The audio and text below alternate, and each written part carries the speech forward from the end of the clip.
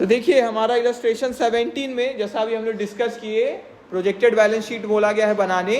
तो हम लोग क्या करेंगे, लिखा हुआ है कि डेटा देखिए आप 16 का, सिंपल में 16 का जो क्लोजिंग बैलेंस शीट बनेगा अब, है ना, पूरा उसी को लिख देना है। किसको छोड़ के? कैश और बैंक का बैलेंस छोड़ के। तो देखिए सारा चीज लिखा हुआ है।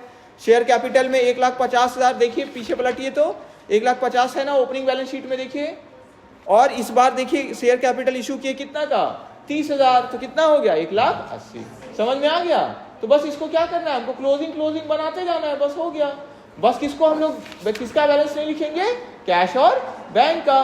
तो कैश और बैंक का जो मेरा क्लोजिंग बैलेंस है उसको हम बस उसको कुछ नहीं करके मेरा हम टोटल कर देंगे किसका साइड? लायबिलिटी और एसेट का साइड को। तो टोटल जब आप करिएगा तो देखिए 3,61,800 आएगा आपका किस में? इक्विटी और लायबिलिटी साइड में।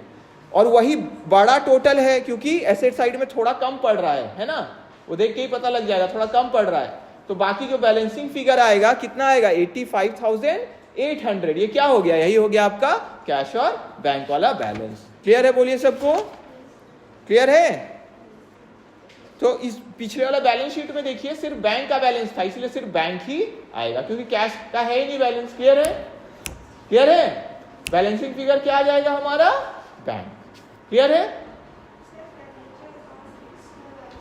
फर्नीचर और फिक्चर्स, तो इसमें क्या हुआ है देखिए, ओपनिंग बैलेंस शीट में कितना दिया हुआ है हमारा फर्नीचर, देखिए तो 15,000। ठीक है, इस बार डिप्रिसिएशन कितना हुआ है? 3,000। तो 15 माइनस 3 12 होगा, गलती लिखा हुआ है 30,000 उसका, लेकिन असर नहीं पड़ेगा टोटल में, काट दीजिए उसको। 30 के जगह 12, ठीक पूछ रही है वो, 30 लिखा हुआ है, वो गलती से लिखा हुआ, 30 तो होगा ही नहीं, है ना। क्लियर सबको? क्यों नहीं होगा? ध्यान से देखिए तो बैलेंस शीट में जो ओपनिंग वाला दिया हुआ है 16 में क्या लिखा हुआ है? फर्नीचर फिक्चर कितना है? 15,000। और प्रॉफिट लॉस अकाउंट में देखिए डिप्रिसिएशन कितना है? 3,000। और कोई एडिशनल इन्फॉर्मेशन कुछ नहीं है। तो बताइए 15,000 में 3,000 आप डिप्रिसिएशन देंगे तो 30,000 तो नहीं होगा, कितना होगा? 12। तो वो गलती से लिख दिया गया है, 30,000 होगा 12। ठीक है, और शायद बनाया हुआ ठीक है, वो टोटल सब ठीक है, तो वो 85,800 ही आएगा। क्लियर है सबको? वो टाइपिंग में बस गलती हो गया। क्लियर है? ठीक कर लिए सब बुक में अपना, उसमें भी ठीक कर दीजिए। कर दिए? 30,000 को हटा के 12,000। क्लियर है? बोलिए सबको क्लियर है? तो अब हमारा प्रोजेक्टेड बैलेंस शीट मेथड से भी हो गया। क्वेश्चन में लिखा, अगर सिंपल कोई बैलेंस शीट दिया होता, जैसे अभी हम लोग कर रहे थे सिंपल वाला, लेफ्ट साइड लायबिलिटी और इक्विटी लायबिलिटी, मतलब कैपिटल लायबिलिटीज, और राइट साइड हमारा मान लेते हैं क्या दिया हुआ है? एसेट्स। तो वैसे ही वाला बैलेंस शीट बनाते, लेकिन यहाँ कंपनी वाला फॉर्मेट में दिया हुआ था, इसीलिए किसमें बनाए? कंपनी वाले फॉर्मेट। तो याद हमको होना चाहिए कंपनी वाला फॉर्मेट भी, समझ में आया?